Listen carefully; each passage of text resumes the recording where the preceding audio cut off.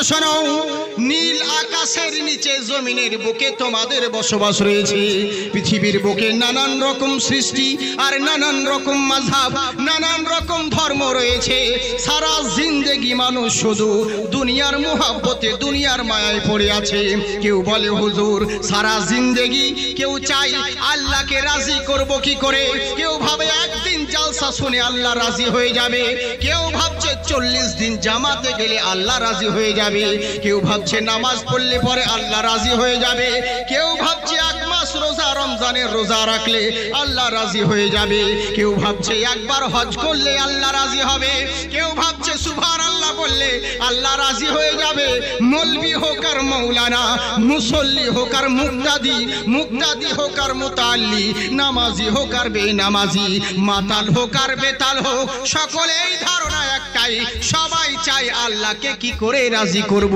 কিন্তু কারো সবাই নিজের মন মতন এরা চেষ্টা করে আল্লাহ কিসে রাজি হবে, আল্লাহকে কেমন করে রাজি করব। কিন্তু একবারও কেউ আল্লাহকে জিজ্ঞাসা করে না আল্লাহ তুমি কিসে রাজি হবে, আমরা সেই কাজগুলোই করব। এটা কেউ জিজ্ঞেস করে না। সবাই নিজের নিজের মতে যে যা ইচ্ছে সে সেরকম ভাবে আল্লাহকে রাজি করার পিছনে লেগেছে।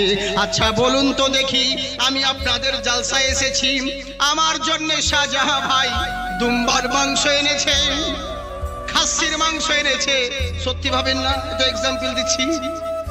হ্যাঁ মাশাআল্লাহ সুবহানাল্লাহ, জিন্দাবাদ থাকুক। মন দিয়ে শুনুন। ধরো অনেক কিছু নিয়ে এলো, পাপড় থেকে থাপড় অবধি যত রকম মাংস মাছ সব কিছুই এনেছে। কিন্তু আমাকে জিজ্ঞাসা করেনি। আমার সামনে যখন বেড়ে দিয়েছে অনেক টাকা খরচা করে, আমাকে বলছে জাকির ভাই এসব আপকে লিয়ে হ্যাঁ। আমি বললাম ভাই এটা চলবে না মাংস খাওয়া, আমার থাইরয়েড আছে। সত্যি ভাবেন না সব কিছু নেই আল্লাহর রহমতে। চিনি মিষ্টি খাবো না, আইসক্রিম যেহেতু সুগার আছে। পাপড় খাবো না, তেলে ভাজা মুখের মজা কিন্তু পেটের সাজা। আমি কি খাই, কোথাও এলে গেলে সময় পেলে ভালো হলে কেউ দিলে 1 কাপ চা খাই। বাকি ডাল চাল, আতপ চাল, মুগের ঢাল, এসব মুরগির ঝাল কিচ্ছু চলে না ভাই। আমাকে বলছে হুজুর তাহলে কি খাবেন আপনি? আমি বললাম শুধু ডাল সেদ্ধ আর আলু ভর্তা হলেই চলবে, ওতেই আমি খুশি। মনে মনে দুঃখ করবে সালা এত টাকা খরচা বেকার হলো। হ্যাঁ, ও যদি আমাকে আগে জিজ্ঞাসা করতো আপনি কি খান, তাহলে এত টাকা ব্যয় করতে হতো না, খরচা করতে হতো না, সব বেকার হয়ে গেল। তাই সারা জিন্দেগির মানুষ শুধু আল্লাহকে রাজি করব কি করে, যে যার নিজের মন মতন চালাচ্ছে। কিন্তু আল্লাহকে কেউ জিজ্ঞাসা করে না আল্লাহ তুমি কিসে রাজি হবে। ওগো রব্বুল আলামিন, ইয়া আকরামাল আকরামিন, মাবুদ গো তুমি বলো তুমি কিসে রাজি হবে। আল্লাহ রব্বুল আলামিন বলে বান্দা শোনো, আমি সেটাতেই রাজি হব। দুনিয়ার মানুষ যদি তোমরা আমাকে রাজি করতে চাও তাহলে আগে নবীকে রাজি করো। হ্যাঁ, আগে নবীকে রাজি করো। যদি নবী রাজি হয়ে যায় আমি রাজি হয়ে যাব। এবার অনেক মানুষ আছে বলে আল্লাহকে রাজি করতে গেলে যদি নবীর প্রয়োজন হয় দরকার নেই, আল্লাহকে রাজি করব না। আল্লাহ শুধু তোমাকে ভালোবাসতে চাই, শুধু তোমাকে ভালোবাসবো তাহলেই তো কাজ হয়ে যাবে। আল্লাহ বলছেন এটাও কখনো ডাইরেক্ট সম্ভব নয়। বলে কেন? আল্লাহ শুধু তোমাকে ভালোবাসবো আর বিনিময়ে তোমার ভালোবাসা পাবো, মোহাব্বত পাবো, তাহলে কেন সম্ভব নয়? আল্লাহ বলছেন আগে কোরআন তেলাওয়াত করো। বলে কেমন করে? কুল ইন কুনতুম তুহিব্বুনাল্লাহ ফাত্তাবিউনি ইউহিব্বুকুমুল্লাহ। যারা আমাকে ভালোবাসতে চাও আগে নবীকে ভালোবাসো। এবার অনেক অ্যালার্জির মানুষ আছে, এরা বলছে ভালোবাসতে গেলে যদি নবীর প্রয়োজন হয় দরকার নেই, ভালোবাসবো না।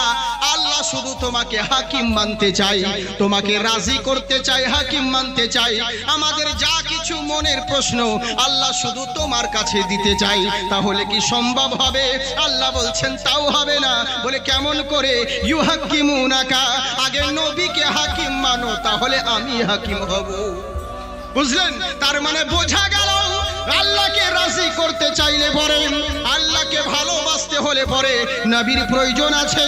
তাই আমার আল্লাহ রব্বুল আলামিন বলে বান্দা শোনো তোমরা টেনশন করো না তোমরা চিন্তা করো না দুনিয়ার মোহাব্বতে যারা দৌড়ে বেড়াচ্ছ দেশের পরিস্থিতি দেখে কখনো ঘাবড়িয়ে যাবে না আমি আল্লাহ বলছি ওয়ালা তাহিনু ওয়ালা তাহজানু তোমরাই হবে জয়ী তোমাদের টেনশনের প্রয়োজন নেই তোমাদের ঘাবড়াবার দরকার নেই ওয়া আনতুমুল আলাউনা তোমরাই হবে জয়ী তোমাদের হবে উচ্চ শির সম্মানের উচ্চ শিখরে তোমাদের মাথা থাকবে কিন্তু শর্ত হলো একটা ইন কুনতুম মুমিনিন তোমাদেরকে মুমিন হতে হবে একটু মন দিয়ে শুনুন তাহলে হবে একবার হাত উঠিয়ে বলেন আল্লাহু আকবার সামনে থেকে পিছন অবধি সবাই মিলে বলুন আল্লাহু আকবার জি আজকে যারা এই মাহফিলে এসেছে ওগো আল্লাহ তাআলার রহমত পেয়েছে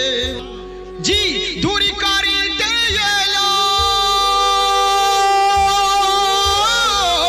দূরি করিতে এলো এতিম দুঃখীর জ্বালা এলো মক্কায় মোদের নবী কামলিওয়ালা বাড়বে তোমার ওই সম্মান বলো সাল্লু আলাইহি সালাম বলো সাল্লু আলাইহি সালাম জোরে বলেন সুবহানাল্লাহ তাই আমার আল্লাহ রাব্বুল আলামিন বলে বান্দা শোনো যদি তোমরা লাভবান হতে চাও যদি তোমরা কামিয়াবি পেতে চাও তোমাদের টেনশনের প্রয়োজন নেই তোমরাই হবে জয়ী তোমাদেরই হবে উচ্চ শির শর্ত হলো একটা তোমাদেরকে মুমিন হতে হবে আর যারা মুমিন হয়ে গেল মুমিন বান্দা আল্লাহর দরবারে যদি একবার হাত উঠিয়ে দেয় ওর হাত উঠাতে দেরি হবে আল্লাহর দরবারে পৌঁছাইতে দেরি হবে না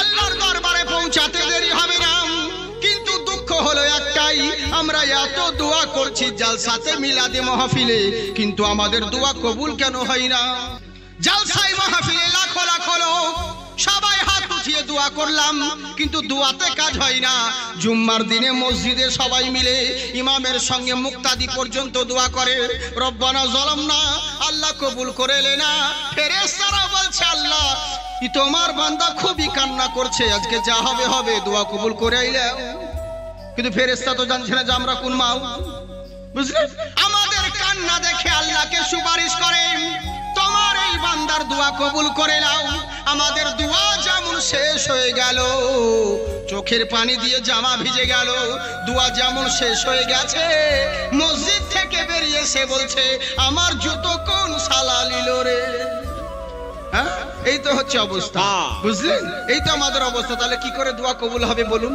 আমাদের দিল এক কথা বলে জবান আর এক কথা বলে ওরকম ভাবে হবে হ্যাঁ কদ আফলাহা মান তাযাক্কা তোমাদের দিলেরই মধ্যে তো ময়লা রয়েছে জং রয়েছে কি করে হবে মনের ভিতরে তো গন্ডগোল এরই জন্য তো আসুন আল্লাহ কি বলেন তোমাদের সব সমস্যার সমাধান হবে শর্ত হলো কি তোমাদেরকে মুমিন হতে হবে কিন্তু মুমিন কাকে বলে মুমিন কি জিনিস সবাই তো মুমিন যেখানে যাচ্ছি সবাই বলছে আমি মুমিন বলছে আমি ঈমানদার আমার ঈমান আছে ও বলছে আমার মুমিন আছে মা বোনেরা বলছে আমার ঈমান আছে বলে কেন বলে আপনি জালসাতে বলেছেন আল হায়া ওয়া নিসফুল ঈমান হায়া লজ্জা শরম হচ্ছে ঈমানের অঙ্গ যার শরম আছে তার ঈমান আছে এক মহিলা ঔরত এসে বলছে হুজুর আমার ঈমান আছে বলে কেমন করে বলে আমার শরম আছে বলে কেন শরম বলে আমাকে বোরকা পরতে শরম লাগে তার মানে আমার ঈমান আছে আচ্ছা বলুন এটা ঈমানি শরম না শয়তানি শরম এই তো হচ্ছে আমাদের অবস্থা আল্লাহ আল্লাহ রাসূলের মহব্বত যারা করলো আল্লাহ আল্লাহ রাসূলের ফরমাবরদারি যারা করলো